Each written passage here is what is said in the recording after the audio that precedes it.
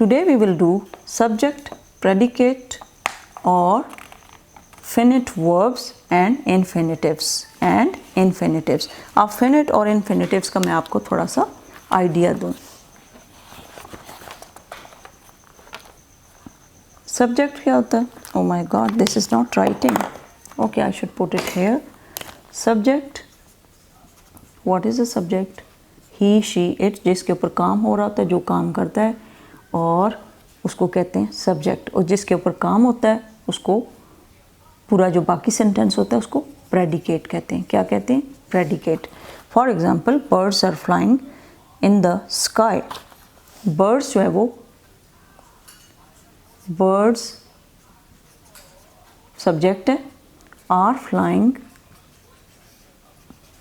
In the sky, ये सारे का सारा क्या है? प्रेडिकेट।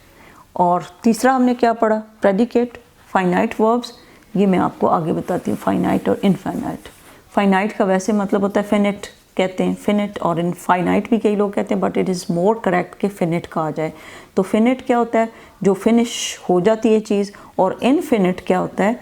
जैसे सो ऑन, आप कहते हो बहुत सारे नंबर है, ऐसे आप शुरू करते हो 0 1 2 3 and so on, this is infinite. और इसमें फिनिट में कहते हो 1 2 3, ये पूरी की पूरी ब्रैकेट के अंदर कर देते हो, दिस इज़ फिनिट, यानी ख़त्म हो गया। और इसके अंदर ख़त्म नहीं हुए, ये बहुत आगे तक जाता है सिलसिला, उसको इनफिनिट कहते हैं। जब कोई चीज़ नॉन स्टॉप हो, उसकी एंडिंग नहीं होती, उसको a group of words which contains a verb and makes complete sense by itself and does not depend on any other word or group of words to do so is called a sentence.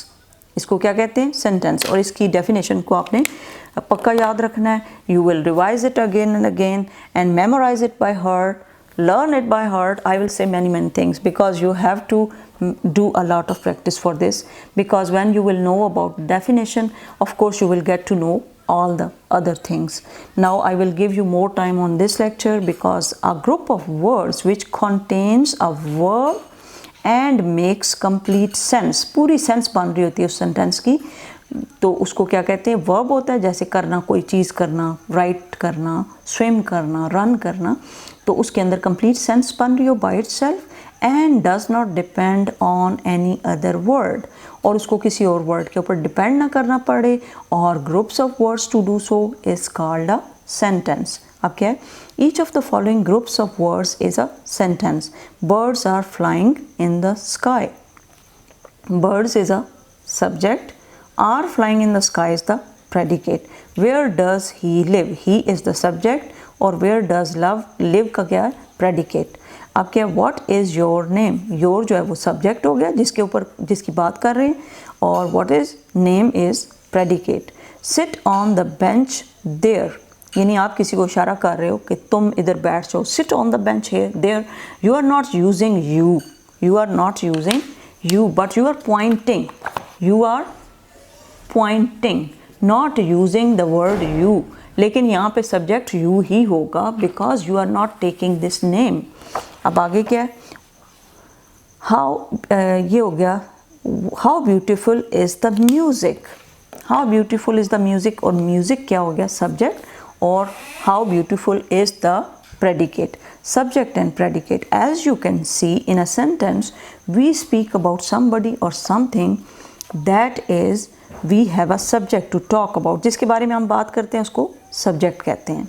जैसे अब हम music के बारे में बात कर रहे हैं, how beautiful is the music, किसके बारे में बात कर रहे हैं? म्यूज़िक के बारे में। तो म्यूज़िक क्या है? Subject. Birds, he, name, you, music. Secondly, we have something to say about the subject, और जो चीज़ हम सब्जेक्ट के बारे में कहते हैं, what we have to say about the subject is called the predicate. जो सारी चीज़ें ये हैं, हाउ ब्यूटीफुल इज़ द, ये प्रेडिकेट है, किसके बारे में कह रहे हैं? म्यूज़िक के बारे में, और म्यूज़िक क्या है? Subject. Understood? The predicate contains the verb, a sentence therefore has two parts. One is subject, mentioned is called the subject, one part. The part in which something is said about the subject is called the predicate.